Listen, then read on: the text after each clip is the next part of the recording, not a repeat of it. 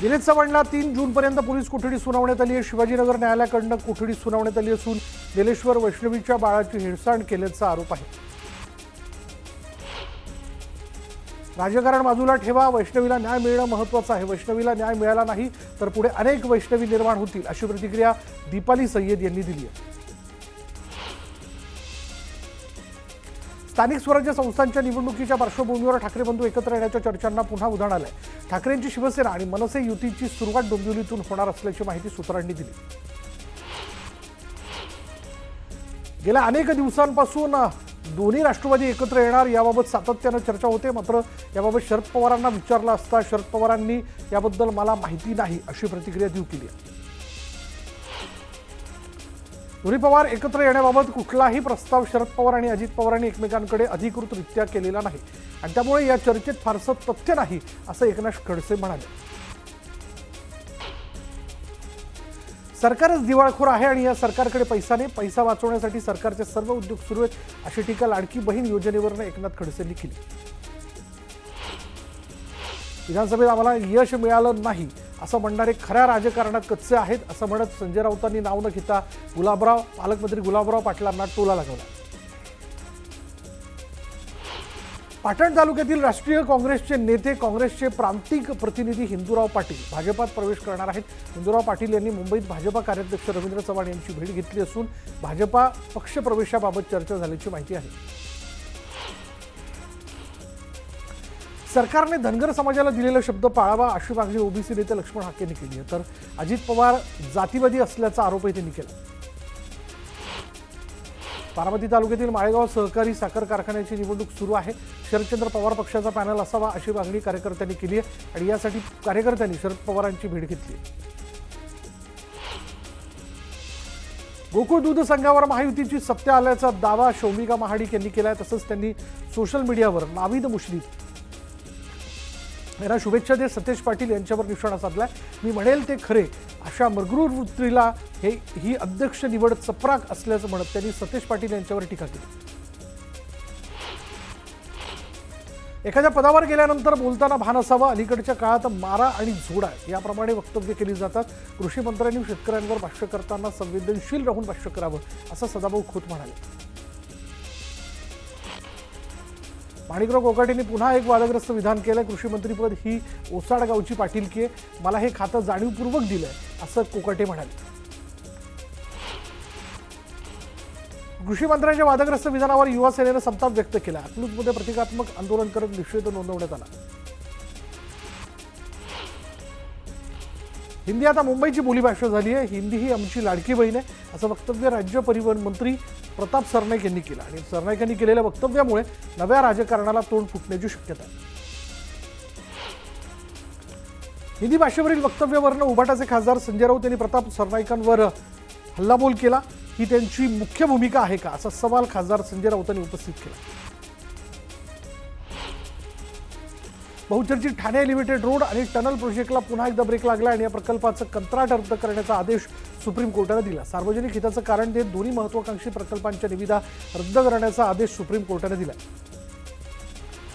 Thane elevated road आणि tunnel project रद्द झाला असं म्हणता येणार नाही, सर्व बाबी तपासून पुन्हा रिटेंडरिंग केलं जाईल। कोर्टानं त्या टेंडरला स्टे दिलाय, अशी प्रतिक्रिया संजय शिरसाट यांनी दिली। अमरावतीमध्ये अहिल्यादेवी होळकर जयंतीच्या निमित्तानं दुचाकी रॅलीचं आयोजन करण्यात आलं आणि यावेळी मोठ्या संख्येनं नागरिकांनी रॅलीत सहभाग नोंदवलाय। दरम्यान शहरात विविध कार्यक्रमांचंही आयोजन करण्यात आलं। बीडमध्ये अहिल्यादेवी होळकर यांच्या पुतळ्याला अभिवादन करत रॅली काढण्यात आली। यशवंत सेनेच्या वतीनं बीडमध्ये गुणवंत विद्यार्थिनींना सायकलचंही वाटप करण्यात आलं। बीडच्या आष्टी शहरात पुण्यश्लोक अहिल्यादेवी होळकर यांची जयंती मोठ्या उत्साहात साजरी करण्यात आली। आष्टीमध्ये भव्य पायी रॅली जयंती काढण्यात आली। पंढरपूर तालुक्यातील टाकळी ते अनवली बायपास रस्त्यावर खड्डे पडलेत। खड्ड्यांमुळे अपघातांचं प्रमाण वाढल्यानं रस्त्यांवर वृक्षारोपण करण्यात आलं। प्रशासनाने दखल न घेतल्यास तीव्र आंदोलन करण्याचा इशारा देण्यात आला।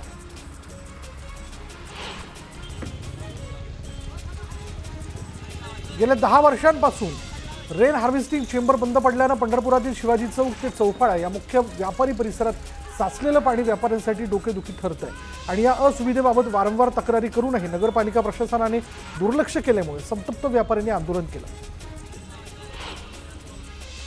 बीडच्या पाटोद्यात व्यापारी संजय कांक्रिया यांनी गळफास घेऊन आत्महत्या केली आणि यावेळी त्यांच्या बॅगमध्ये सुसाईड नोट आढळली। व्याजाने दिलेल्या पैशाच्या वसुलीसाठी दोघांकडून अपहरण करत चटके देण्याची धमकी दिल्यानं आत्महत्या केल्याची माहिती समोर आली। माणगाव एसटी आगारामध्ये 5 नवीन बस दाखल झालेल्या आहेत। मंत्री भरत गोगावले यांच्या हस्ते या बसेसचं लोकार्पण करण्यात आलं। श्रीफळ वाढवून शुभारंभ केल्यानंतर गोगावलेंनी नवीन बसमधून कार्यकर्त्यांसोबत एक फेरी देखील मारली। धाराशिवच्या कळंब शहरातील महावितरण कार्यालयात महिलांनी ठिय्या आंदोलन केलं। 13 वर्षीय श्रेयस हजारेंचा घरावरील विद्युत ताराला चिटकून मोठा अपघात झाला आणि अपघाताला जबाबदार असणाऱ्या अधिकाऱ्यांवर कारवाई करण्याची मागणी महिलांनी केली। सिंधुदुर्ग विमानतळावरून 11 जूनपासून हैदराबाद आणि बंगलोर विमानसेवा सुरू होणार आहे। कंपनीतर्फे विमानसेवेची बुकिंग सुविधा उपलब्ध करून देण्यात आली आहे। आठवड्यातून 4 दिवस ही सेवा सुरू असणार आहे।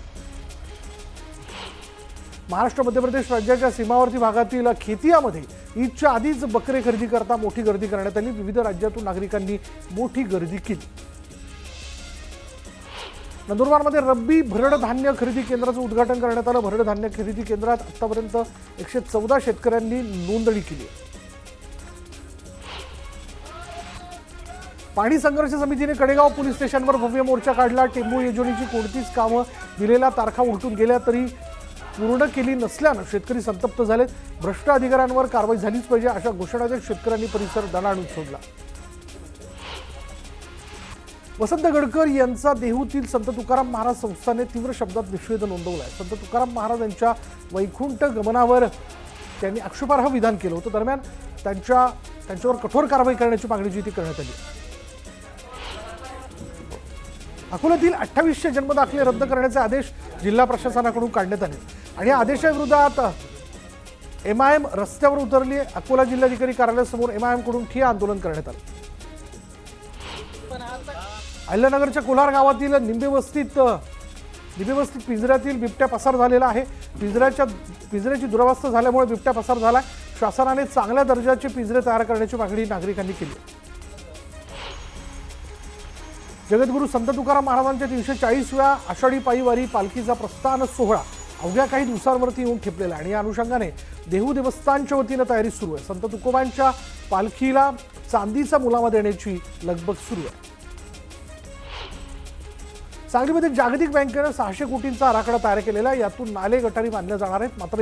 मात्र हा आराखडा चुकीचा असल्याचं वक्तव्य खासदार विशाल पाटलांनी केलं आहे। त्यामुळे महापूर नियंत्रणात कसा येणार असा सवालही त्यांनी उपस्थित केला।